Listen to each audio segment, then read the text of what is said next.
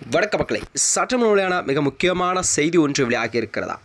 அதிமுக திமுக இரண்டும் வேண்டாம் என்றுதான் மக்கள் முடிவு எடுத்து விட்டார்கள். அந்த நேரத்தில் தான் அண்ணாமலையின் என்ட்ரியா. வாங்க வீடியோவை மூலமாக காண்கலாம்.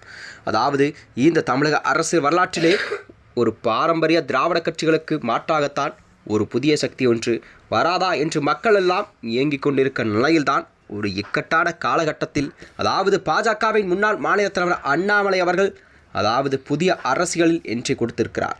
அதாவது அண்ணாமலை அவர்கள் தனது பதவியை ராஜினாமா செய்துவிட்டு பாஜகவிலிருந்து விலகி புதிய இயக்கத்தை ஒன்று தொடங்கியிருக்கிறார். அதாவது அந்த இயக்கம் என்னவென்றால் வீதி லீடர் எனப்படும் ஒரு புதிய இயக்கத்தை அண்ணாமலை அவர்கள் தொடங்கியிருக்கிறார். தொடங்கிய 3 மணி நேரத்திலே 5 லட்சம் பேர் அந்த இயக்கத்தில் இணைந்திருப்பதுதான் தமிழக அரசியல் வரலாற்றிலே ஒரு புதிய மாற்றத்தை ஏற்படுத்தி இருக்கிறதா. பாஜகவிற்கு இது ஒரு பெரும் பேரழிவை மட்டுமே சந்திக்கக்கூடிய சூழல் தான் உருவாகி இருக்கிறதா.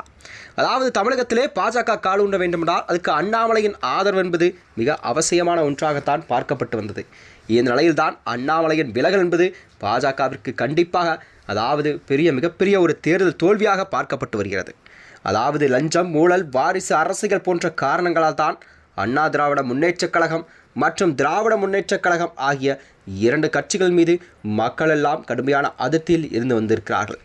இந்த சிஸ்டத்தை மாற்ற யாராவது வரமாட்டார்கள் என்று ஒட்டுமொத்த தமிழ்நாடுமே எதிர்பார்த்த வேளையில்தான் ஐபிஎஸ் அதிகாரி என்ற ஒரு கம்பீரமான பின்னணியோடு துணிச்சலான பேச்சுக்களுடன் கரெக்டான நேரத்தில் அண்ணாமலை அவர்கள் களம் இறங்கியிருக்கிறார். அவர் காட்டிய வேகமும் ஆளுங்கட்சியின் ஊழலுக்கு எதிராக அவர் கொடுத்த அந்த ஒரு அதிரடி யுத்தம்தான் தமிழ்நாட்டு மக்களுக்கு ஒரு புதிய நம்பிக்கையை கொடுத்திருக்கிறது. நமக்கு தகுதியான ஒரு சரியான ஆள் கிடைத்து விட்டார் என்ற சந்தோஷத்தில் இருந்து வருகிறார்கள். இருப்பினும் டெல்லி தலைமையில் அசைக்க முடியாத ஒரு சப்போர்ட் மற்றும் மக்கள் மத்தியில் கிடைத்த பேராதரவை அண்ணாமலை நீண்ட நாட்களுக்குள் தக்க வைத்துக் கொள்ள முடியவில்லை என்று தான் கூறப்படுகிறது.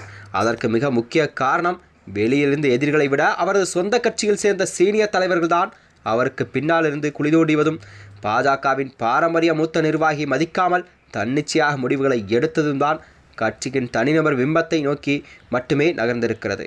இவ்வாறு அண்ணாமலை அவர்களை ஓரங்கட்டிய பின்னர்தான் பாஜகவின் அண்ணாமலை அவர்கள் தனது பாஜகவிலிருந்து தன்னை ராஜினாமா செய்துவிட்டு புதிய இயக்கத்தை ஒன்றை தொடங்கியிருக்கிறார். இந்த இயக்கம் மற்றும் பாஜகவின் தொண்டர்கள் சிலரும் கூட அண்ணாமலைக்கு ஆதரவாக தனது ஒவ்வொரு பதவியும் ராஜினாமா செய்துவிட்டு அண்ணாமலை லீடர் என்ற இயக்கத்தில் அவர்களும் இணைந்து விட்டார்கள். அண்ணாமலை தனது வம்படியான அரசியல் தகர்வாலும் கூட்டணி கட்சிகளை பொதுவெளியில் தேவையின்றி விமர்சித்ததாலும் தான் தனக்கு கிடைத்த ஒரு மாபெரும் அரசியல் வாய்ப்பை தன் கைகளாலே வீணடித்து விட்டார் என்றுதான் கூறப்படுகிறது.